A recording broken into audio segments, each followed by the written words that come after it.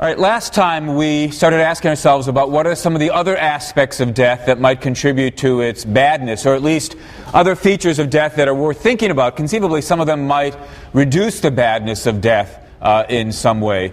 We talked about the inevitability of death. We talked about the variability, that people have different lengths of time before they die. And we turned to the discussion of the unpredictability of death. The fact that because we don't know, we can't predict how much more time we've got, we may, as it were, pace ourselves incorrectly. We may take on a long-term project and then die before you've been able to complete it. Or alternatively, you may sort of peak too soon and then sort of continue to stick around in an anticlimactic way. These are bads of life that could presumably be avoided if only we knew how much exactly we had, how much longer we had. On the other hand, we have to ask ourselves, and this is the question that I left us with last time, whether it would really, all things considered, be better to know how much time you had. After all, if you knew, suppose we had the birthmarks that told you when you were going to die, if you had that kind of a birthmark, you would face your entire life with the burden of knowing I've got, 48 years left, 47 years left, 50 years left, I should have been counting down, 35, 30, 25, and so forth. Many of us would find that, as I say, a burden is something hanging constantly over us, interfering with our ability to enjoy life. Suppose that there were some sort of genetic marker, and although we didn't have a tattoo that you would just have to look at, but you could have genetic counseling, have the right kind of have your DNA examined, and you could tell, if you had the DNA testing, how much time you had left. Would you want to get that testing done? Now, that's of course science fiction, and I presume it's going to stay science fiction, though we're on the cusp of having something at least approximating that. As we learn more and more about the various genes that carry various diseases, more and more of us face the question of whether or not we want to get tested for those diseases. Suppose there was a test, indeed one occasionally reads in the newspaper about this sort of thing, where you can get tested for such and such a disease. You might know already that you've got a 50% chance of having it, but you don't know whether you yourself have it. If you do have it, the disease will always have onset by age 40, 50, or what have you. Would you want to have that kind of information? Closely related question. If you did know how much time you had left, how would you act differently from what you're doing now? Would it focus your attention on making sure you did the things that were most important to you? And it's worth sort of a useful test for asking yourself, what are the things you most value in life, to ask, what would you choose to do if you knew you had 5 years, 10 years, what have you? There's an old Saturday Night Live routine where one of the actors is in the doctor's office, and the doctor gives him the very sad news that he's got 2 minutes left to live. And he says, I'm going to pack a lifetime of enjoyment into those 2 minutes. And then, of course, the point of the skit is he presses the down button on the elevator, and the minute and a half goes by while he's waiting for the elevator to come. If you knew you had a year left or 2 years left, what would you do with that time? Would you be in school? Would you travel? Would you spend more time hanging out with your friends? A very, for me, extremely striking example of this question occurred in this very class. There was a student in this class some years ago who was dying. And he knew that he was dying. He'd been diagnosed with, if I recall correctly, cancer as a freshman, and his doctor had told him that he pretty much had no chance of recovery, and indeed had only a couple more years to live. Faced with that question, he had to ask himself, well, what should I do with my remaining years? It was astonishing enough that somebody, but perhaps understandable, that somebody in that situation would decide to take a class on death and then have himself, sort of submit himself to my getting up here week after week talking about how there's no soul, there's no prospect for an afterlife, it's a good thing that we're all going to die. But faced with the question of what should he do, what did he want to do with his remaining couple of years, what he decided he wanted to do was finish his Yale degree. Thought he'd set himself the goal of graduating college before he died. And he was taking this class, second semester of his senior year. At least he was taking it until spring break. By spring break, he'd gotten sufficiently sick that his doctor basically said, you can't continue in school anymore, you've got to go home. Basically, you've got to go home to die. And indeed, he got progressively and then rapidly deteriorated at that point. The faculty members who were teaching his classes that semester then all faced the question posed to them by the administration, based on the work he's done so far this semester, what kind of grade are you prepared to give him? Because depending on which of his classes he'd passed and which of his classes he failed, the question was going to be, was he going to graduate or not? In fact, of course, he did manage to graduate, and Yale, to its, I think, real glory and credit, sent a member of the administration down to his deathbed to award him his degree before he passed away. So, as I say, it's a very striking story. I'm not sure how many of us would decide the last thing we wanted to do with our remaining years is to spend it in college. Well, what is it that you'd want to do? And again, to move back and ask ourselves the larger question, would knowing how much time you have be something that would allow you to actually embrace those choices, or would it instead just be a burden? Well, that's the kind of question we have to face when we think about the fact that we don't know how much time we've got. Is that something that increases the badness of death, or does it reduce its significance somewhat? Here's another feature. In addition to the inevitability, in addition to the variability, in addition to the unpredictability, there's the fact that death is, as I like to think of it, ubiquitous. I don't just mean the fact that people are dying all around us, but I mean rather you yourself could die at any time.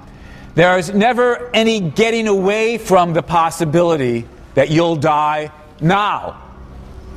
Even if we didn't have unpredictability, even if we had unpredictability, it wouldn't necessarily follow that death was pervasive in this way. The point I've got in mind here is this. Even when you think you're perfectly safe, you could, of course, die of a stroke. You could die of a heart attack. Even somebody who's young could have an aneurysm. Or, one of my favorite examples, you could be sitting in you sort of read this sort of thing in the newspaper periodically. You could be sitting in your living room when suddenly an airplane crashes into your house, killing you. These sorts of things happen. You thought you were safe, you were watching reruns on television, the next minute you're dead. The fact that you could die and you don't know when you're going to die doesn't yet entail that you could die at any minute, at any moment.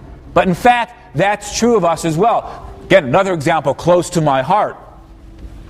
I remember before I taught here, I used to teach at the University of Illinois at Chicago, and once I was driving down the highway and a car pulled in without looking and clipped my car and caused my car, so pulled in from the entrance, caused my car to go careening across 3 lanes of traffic, spinning out of control. And I remember quite clearly thinking to myself as that happened, the whole thing lasted only a few moments, but I remember thinking quite clearly, I'm going to die.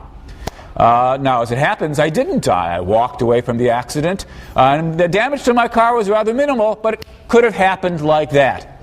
The possibility of death is ubiquitous. It's pervasive. We have to ask ourselves then, does this make things worse? It certainly feels, to my mind, as though it's an extra bad about the nature of death. It would be nice to get a breather. Imagine, if you will, that there were certain locations, certain vacation spots where as long as you were there, you couldn't die.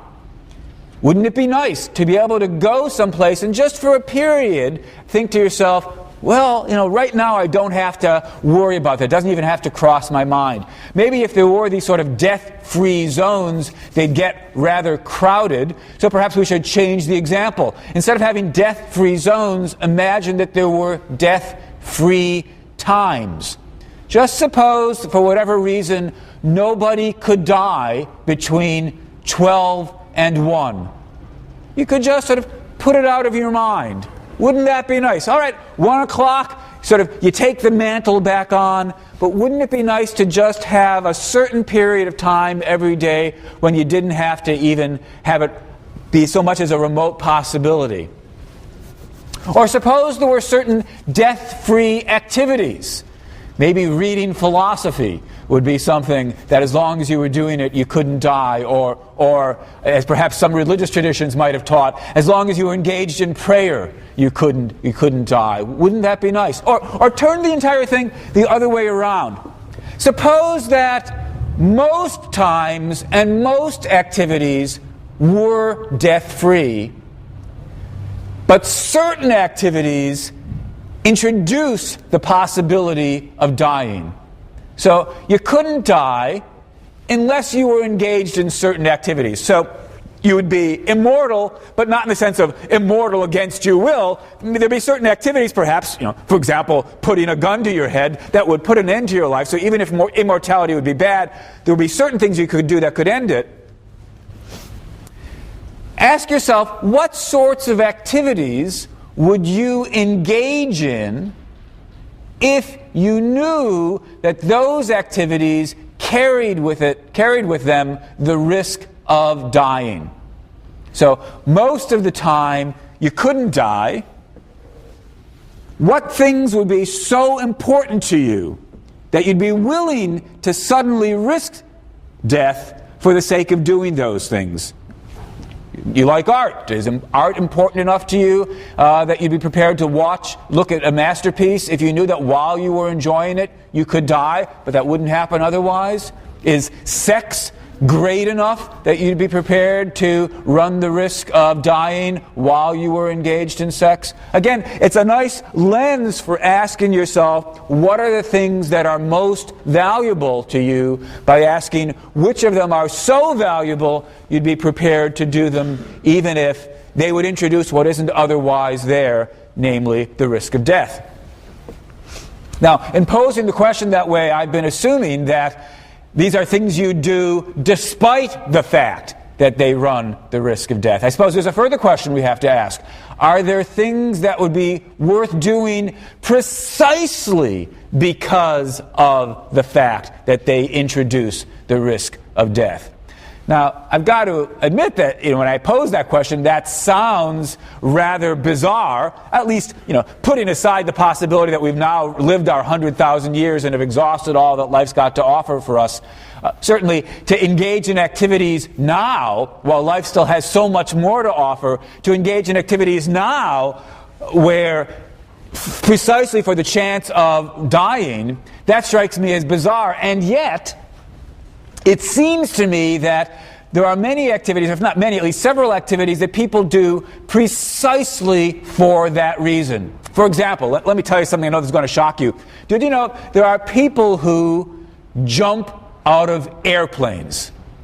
Now, admittedly, they've got this little piece of cloth that gives them a decent chance of not killing themselves when they jump out of airplanes, but these things do fail. Every now and then you sort of read in the newspaper about somebody whose parachute failed to open and so they died. And I ask myself, why? What could possibly drive somebody to jump out of an airplane with nothing but a little piece of cloth between them and death? And the answer that strikes me as most plausible is it's this very fact that there's a significant chance of death that helps explain why people do this. Now, I know if you talk to some of these people, they'll often say, oh, no, the views are so glorious or something like that, but I think this is rather an implausible suggestion because, of course, you could have these glorious views just by going up in the airplane and looking down from the safety of your airplane.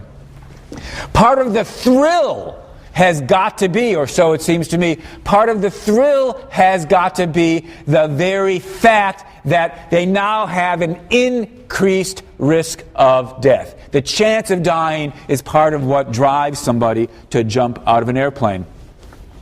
Well, if that's right, then should we say that the pervasiveness of death, the ubiquitousness of death, the thing that I was earlier suggesting was oppressive, wouldn't it really be nice to have a death-free time or a death-free location or death-free activities?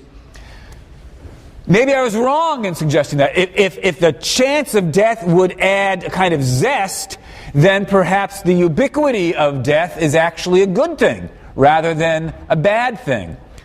Well, I'm inclined to think, at least in my own case, that that's not right. Perhaps the explanation has got to be the ubiquity of death is this kind of background, constant hum. And the fact that we're always facing some risk of death recedes into the background in the way that most of us don't hear background noise. What jumping out of an airplane does for you is it spikes the risk of death. So it's not really good enough to just have some risk of death. It's got to be greater risk than usual. If that's right, if that's the psychology, then even for those death thrill seekers, the ubiquity of death won't necessarily be a good thing, because of it being constant, it just recedes into the background. All right, so again, what I've been asking us to think about are various aspects of death that might contribute to either increase or perhaps in certain ways reduce somewhat the badness of death. There's one more aspect that I want to take a couple of minutes and have us think about, and that's this. Look, previously to this most recent discussion, I talked about the value of life, some rival theories about what makes life worth living.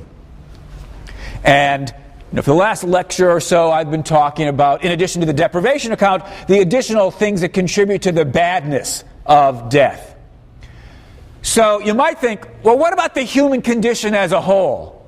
What about the fact that it's not just that we live, or for that matter, it's not just that we die. What's true about humans is that we live and then we die. That's the human condition. Life followed by death. We might ask, what's the value of that entire combination? Now, the most natural thing to suggest would be, well, you get clear on your favorite theory about the value of life, whatever that is. You get clear about the kinds of questions we've just been asking about the badness of death, whatever that is. What's the overall assessment of the human condition? You might think, well, that's just a matter of adding up the goodness of life and subtracting the badness of death and summing it, whatever it comes to.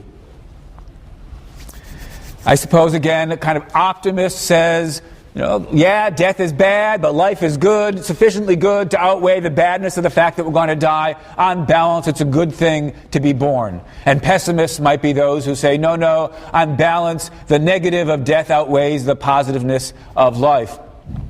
But I want to pause for a moment and note that this assumption that the way to think about the value of the combination is just a matter of adding the goodness of life and the badness of death and just summing them that way, that may not be right. Because sometimes the value of a combination is different than the value you would get by just thinking about each one of the parts in isolation and then adding them up. A kind of addition approach to values of wholes may not always be correct. Here's a nice, simple example to make that point. My two favorite foods in the world are probably pizza on the one hand and chocolate on the other. I know I've shared my love of chocolate with you before. I don't recall having shared my love of pizza with you before, but there it is. Two favorite things I love. Love pizza, delicious. Love chocolate, delicious. Take these two delicious things and combine them into a chocolate-covered pizza. Oh my God, the whole idea just sounds disgusting. And it is, I take it, disgusting. But you wouldn't notice the disgustingness if you just thought about the value of pizza in isolation and the value of chocolate in isolation. The value of chocolate-covered pizza is not just a matter of summing up the value of the parts taken in isolation. You've got to think about what we might dub the interaction effects. So let's ask ourselves, are there any interaction effects when we talk about the human condition, that it's life followed by death? We've thought about the value of life in isolation. We've been, in effect, thinking about the value of death in isolation. Does the fact that death follows life, does that produce any interaction effects between the two, which need to be added into our formula, added into the mix as well? Well, there's obviously, I suppose, two possibilities. Well, really three. Possibility number one is, no, it doesn't make any difference. Uninteresting possibility. More interestingly, two remaining possibilities, yeah, there's actually some ways in which the combination ends up becoming worse. The interaction effects make things even worse, and we can't overlook those negative interaction effects. Also the possibility that there might be some positive interaction effects. Let me start briefly by mentioning a possibility for a positive interaction effect. Because of the fact that you're going to die, obviously enough, it's not just that you'll get whatever life you get, but there's a finite amount of life that you're going to get. Life is a scarce resource. It's precious. And we might be attracted to the thought that the value of life is increased by its very preciousness. There's a kind of aspect of value for many of us where we feel that something's especially valuable if it won't endure, if it's fragile, or if it's rare. This can enhance the value of something. And so arguably, the fact that life is precious, that it won't endure, could actually increase its value for us. There's a short story by the science fiction writer Orson Scott Card, where the basic point of the story is that of all the life forms in the universe, we here on Earth are the only ones that are mortal. And because of this, we are the envy of the rest of the universe. It's not so much that immortality, what the rest of them have, is unattractive or boring. It's perfectly fine, but they envy us for our finite lifespans, because what we've got and they don't have is something that's sort of for each individual rare, something that's not lasting, something that's precious in that way. All right, it's a possibility. So it's possible that the very fact that we're going to die sort of causes an interaction effect with our life, so there's an upside to it. It makes our life fragile, ephemeral, and as a result of that, more precious. But it's also possible, actually compatible with accepting that fact, there are two additional possibilities, that there might be some negative interaction effects. It could be that in thinking about the nature of the combination, we're led to see that in certain ways the combination, the interaction effects are negative, are bad ones. Well, here's two possibilities for that thought. First possibility, I think of under the heading, a taste is just a tease. It's as though we live life for a while, getting a feel for all the wonderful things life could offer us, and then a moment later, as it were, it's snatched away from us. It's sort of adding insult to injury, that that we're offered just a whiff. It's as though somebody brought in this delicious meal to a hungry person, allowed them to see what it looked like, allowed them to smell the delicious aromas, perhaps gave them just one little tiny forkful to see just how beautifully delicious the food was, and then they snatched the whole thing away. You can imagine somebody who says, look, it would be better never to have had the taste at all than to have the taste and then not be allowed to have the entire meal. That's something that you might not notice if you just focus on the intrinsic nature of the taste. After all, the intrinsic nature of the taste was positive. Or if you just focused on the intrinsic character of the not having a meal. After all, not having a meal is just, an absence of a certain experience. To capture what's excruciatingly undesirable about the two, you need to think about the two in combination. It's an interaction effect. And one might think, look, this is one of the negative things about the human condition, that we get a taste of life, nothing more, before it's snatched away. That's one possibility. A second possible thought that comes to mind for me in thinking about the negative interaction effects, I call under the title, think about it under the title, How the Noble Have Fallen. Right now, there's something amazing about us. We are people. In the universe, who knows what is out there in the universe, but at least on Earth, we may well be the only people there are.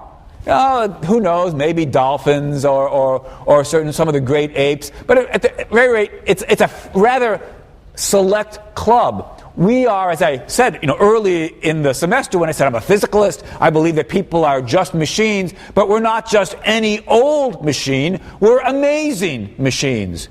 We're able to love. We're able to write poetry. We're able to think about the farthest reaches of the universe and ask what our place is in the universe.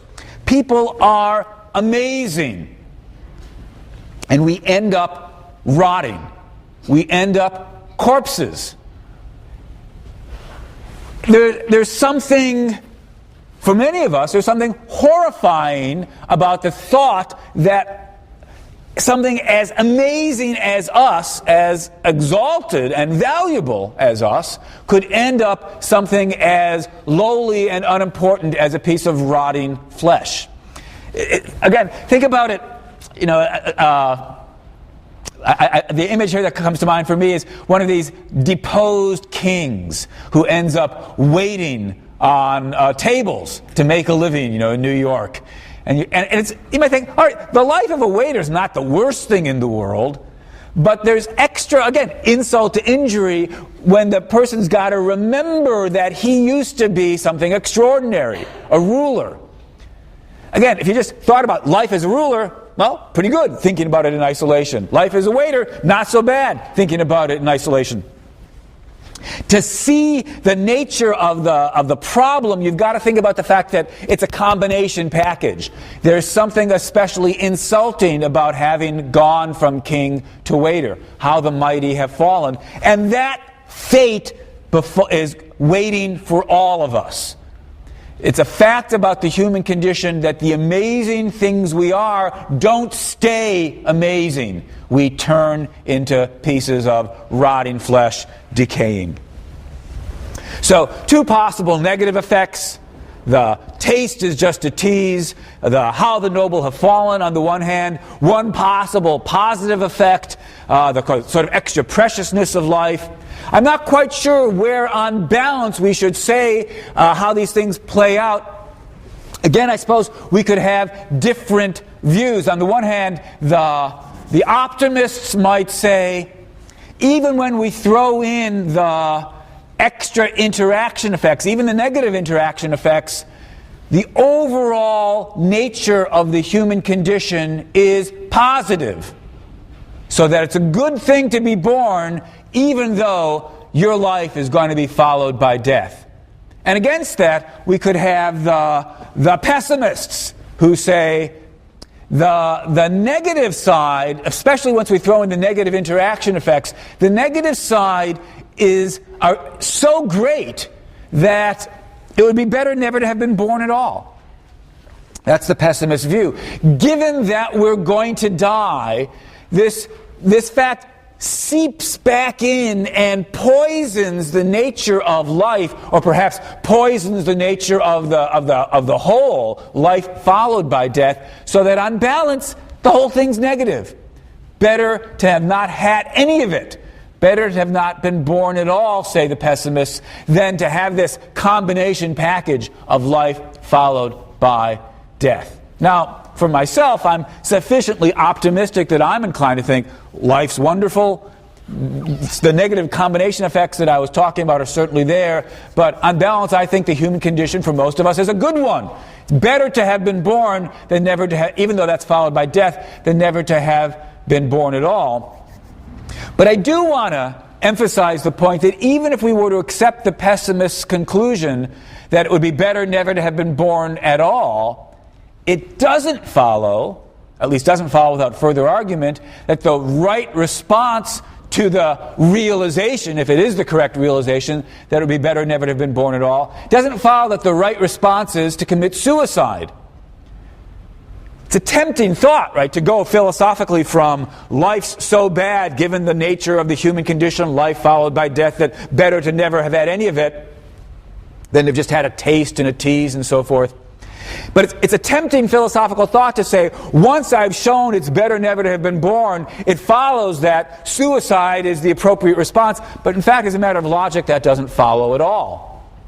Because if you think about it, suicide doesn't change the fundamental nature of the human condition. Life followed by death. It's not as though if you kill yourself, you somehow bring it about that you've never been born at all. It's still the case that if there's something horrible about having just a taste, well, indeed, if you commit suicide, you've made it an even shorter taste. If there's something sort of degrading or unnoble about being a person who's going to become a corpse, committing suicide doesn't alter that fundamental fact either. It just makes the insult come sooner. So even if we were to agree with the pessimists that it would be better never to have been born at all, as the old joke goes, show me one person in 1,000 who's so lucky, right? We have all been born. And from the fact, even if we were to agree with it, that it would have been better if we hadn't been born, instead of feeling sorry for unborn Larry, perhaps we should envy unborn Larry. That's what the pessimists say. Even if that were true, it wouldn't follow that suicide was an appropriate response.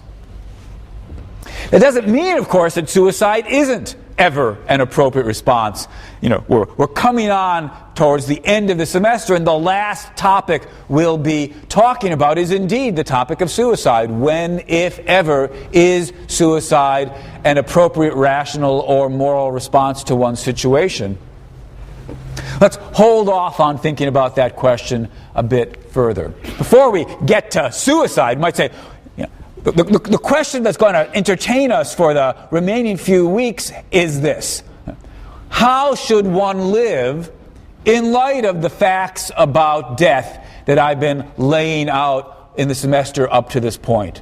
How should we live in light of the facts about death? And one possible response, the last one we'll look at, is what you should do at least sometimes is kill yourself.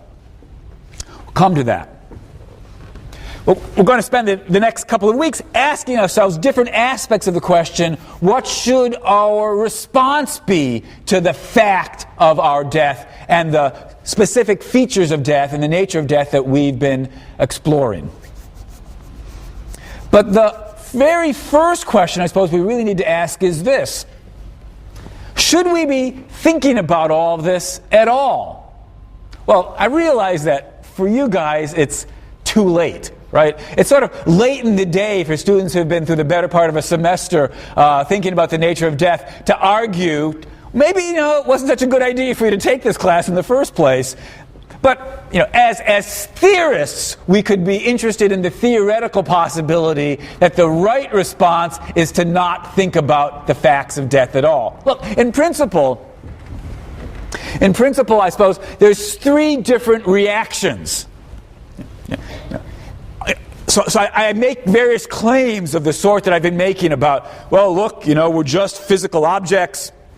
When these objects break, we cease to exist. The objects don't get put back together, and so forth and so on. One possibility, of course, is simply to disagree with me about the facts.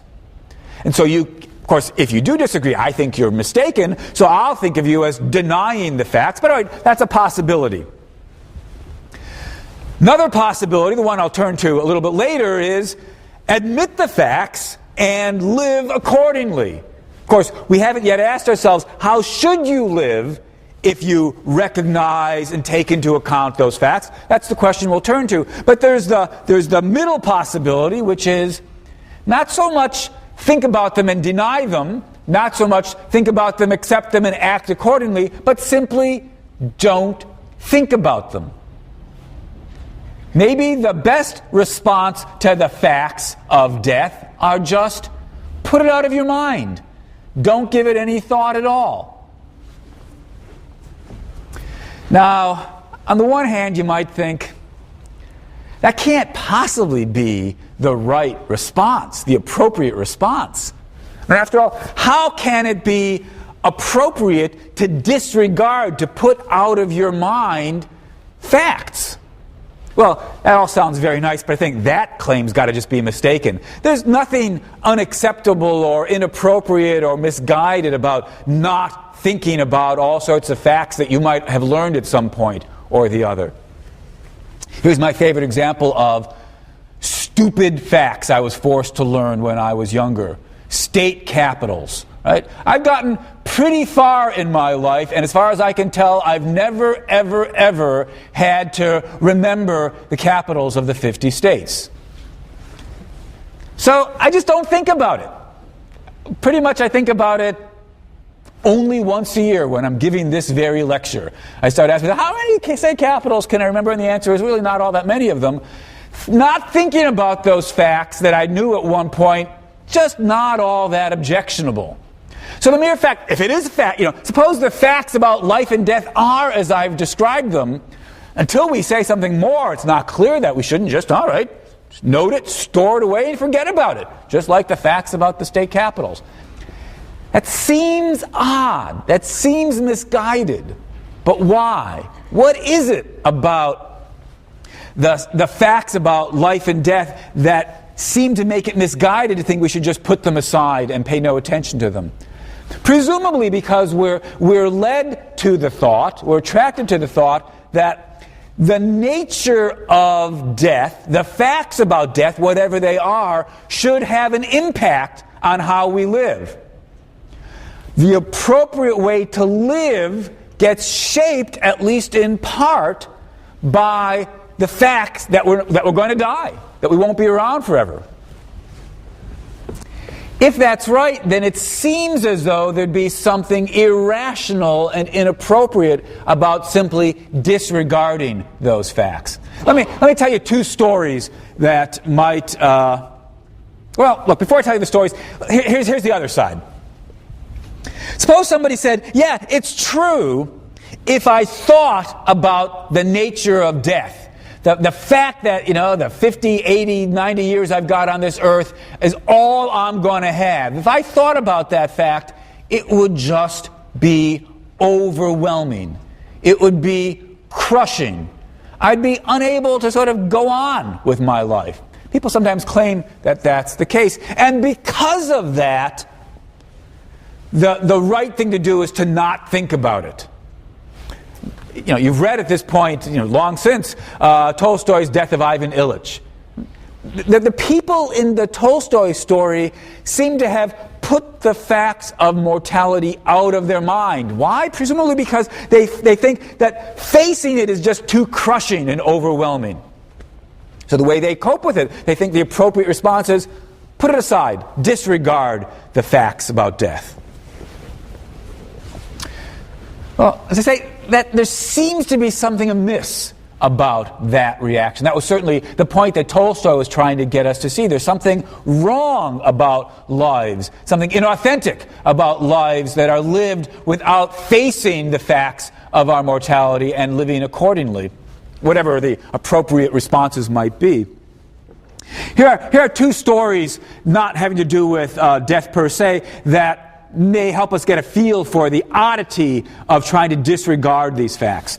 Suppose that you're on a hot date or about to go out on a hot date with Peggy Sue or depending on your preferences, Billy Bob. And your roommate holds up an envelope and says, written in this envelope are certain facts about Peggy Sue or Billy Bob. I'm not going to tell you what these facts are yet. They're in the envelope. But I'll give you the envelope. You can open it up and read them. But I do want to tell you this one thing. It is indeed the case that if you were to read these facts, if you were to think about these facts, if you were to know the things written down in the envelope, you would not want to go out with Peggy Sue. And you say to yourself, well, let's see, right now I want to go out with Peggy Sue, but if I knew these truths, it's not that you think, oh, your roommate has made it up, that these are lies, these are slander. You really believe, and it is in fact the case, that the things written down in the envelope are true. And so you know that if only you were to read these things in the envelope, you would change your mind and no longer want to go out with her. And so what you say is, don't show me the envelope. That seems odd. Doesn't seem like it makes sense. If there are things that would change your mind and you know that they would change your mind about your behavior, how can it be rational to disregard them? Here's another story. You're about to drink a milkshake and your roommate comes rushing in and says, I've got the lab report. I had some of my suspicions about the milkshake, and so I took a sample, I rushed it down to the lab. I've got the lab report. You're about to drink it, right? Because you're thirsty, it's a hot day, you love milkshakes, and your roommate says, inside the envelope are facts about this milkshake that if, I promise you it is indeed the case, if you knew these facts, you would not drink the milkshake anymore. And you say, oh, thank God, don't open the envelope. And you drink the milkshake, disregarding the facts. That seems inappropriate. Well, if it really was true, then, that if only we faced the facts about our mortality, that we would live life rather differently, how could it be reasonable for us to disregard those facts? Well, that's the puzzle. Maybe that's the puzzle. Maybe we shouldn't call it a puzzle at all. Maybe the answer is that just shows the disregard option's not really all that reputable. What we either have to do is deny the claims I've made about the nature of death, or else go on to ask, supposing they are true, how should we live in light of them? Maybe the disregard option just is one that we can't actually take on as a intellectually acceptable alternative. But I suspect that that's probably a little bit too quick. Because really there are two different ways in which facts could influence our behavior. And if we're not careful, we'll disregard this distinction, even though I think it's an important one. Here's the two ways. On the one hand, it could be that certain facts, if you knew them, would cause you to behave differently, without actually giving you any reason to behave differently. That's possibility number one. Possibility number two is the facts change your behavior by giving you a reason to behave differently. Let me show you an example of the first possibility, because that's the one I think we may be overlooking when we assume that disregarding can't ever make any sense. So there you are, kissing, making out with Peggy Sue or Billy Bob, whoever it is, and your roommate bursts in and says, I have in the envelope certain facts such that if you were to think about them, you would no longer want to kiss Peggy Sue, Billy Bob. Let me just tell you what the facts in the envelope are. There are certain facts about the nature of Peggy Sue's digestive system. Now, while you're making out after having had dinner, and while you're sitting there making out, food is making its way down Peggy Sue's digestive tract, being turned into shit.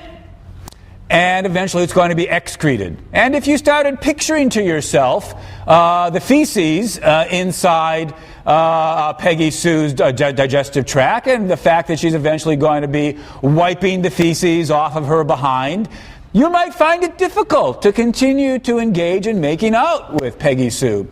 It's not so. Now, these are just facts, right? I didn't make any of this up. But, there you are as I'm talking about them. You're just being grossed out as I describe them. Now, do any of these facts about the digestive system make it inappropriate to kiss another human being? Oh, of course not. But for all that, thinking about those facts make it rather difficult, while you're thinking about the facts, to continue enjoying kissing the person. So, there are certain facts about the digestive tract such that if you think about them, you can't do something. Kiss the person. But for all that, it's not because you got any good reason not to kiss the person. It's not that the facts about the human digestive process give you reason not to kiss her. They cause you to change your behavior without giving you any reason to change your behavior. So when the roommate comes running in holding the envelope and says, I have in this envelope certain facts such that if you read these facts and thought about these facts, you would stop kissing this person, the question you should put to your roommate is, are these facts that would merely cause me to change what I'm doing? Or are these facts things that would give me some good reason to change? If these are facts about how Peggy Sue likes to kiss and tell, or then goes around and talks about who's a good kisser and who's a bad kisser, maybe that gives you a reason to not continue what you're doing. So the facts could be things that would give you reason to change your behavior. But the mere fact that they would change your behavior doesn't yet tell you whether they're reason-generating facts. If they're mere causes and not reasons, then maybe it's perfectly okay to disregard them. Your roommate comes in and starts trying to tell you facts about the human digestive system. You say, not now. Disregarding is sometimes the appropriate thing to do. Well, what about the facts about death? Are the facts about death things that it's appropriate to disregard? A bold claim would say yes. A bold claim would say the facts about death, if I thought about them, would change my behavior, but not because it would give me a reason to change my behavior, simply because it would influence my behavior. And given that, we might say, better to not think about them. That would be the bold claim to make at this point. Suppose, for example, that the right way to live in light of the facts about death is to live life to the fullest. But suppose if you think about death, you just get too depressed and you can't live life to the fullest. It's not that the facts about death give you reason to stay in your room and sulk. It's just that the facts about death cause you to stay in your room and sulk. If that was the case, then always disregarding the facts about death might well be the appropriate response. Well, that would be a rather bold claim. I'm not inclined to believe that the bold claim is right. Should we conclude, therefore, that, no, you should always be thinking about the facts about death? No, I'm inclined to think that that other bold claim on the other side is probably mistaken as well. So there you are one last time, making out with Peggy Sue or Billy Bob, and your roommate comes in and starts trying to tell you about the fact that, he's taken Shelley Kagan's class on death, or he's been studying some biology class, and he wants to tell you about how human bodies decay when they turn into corpses. As he begins to tell you this story, you start picturing Peggy Sue as a rotting corpse. Suddenly, you don't really feel like kissing her anymore. It's sort of like the digestive tract story. It's not that, as far as I can see, the fact that she's going to be a corpse gives you any reason not to kiss her. It's just that thinking about the fact that she's going to be a corpse causes you to not want to kiss her, not to be able to enjoy kissing her. So I'm inclined to think that the right position here is a kind of moderate one, a modest one. There are times and places for thinking about the facts of death. When you're kissing somebody, that is not the time and that is not the place. The position that says you should always have the fact of your mortality forever before your mind's eye, I think that's misguided. Similarly, though, anybody who says you should never think about the facts of mortality and the nature of death, I think that's misguided as well. there's a time and place. But that still leaves us with the question, all right, so suppose this is the time and place. If ever there was a time and place for thinking about the facts of death and how it should influence our life, it's right now in a class on death. So we still have to face the question, how should you live? What is the appropriate response to the facts about life and death? That's the question we have to turn to next time.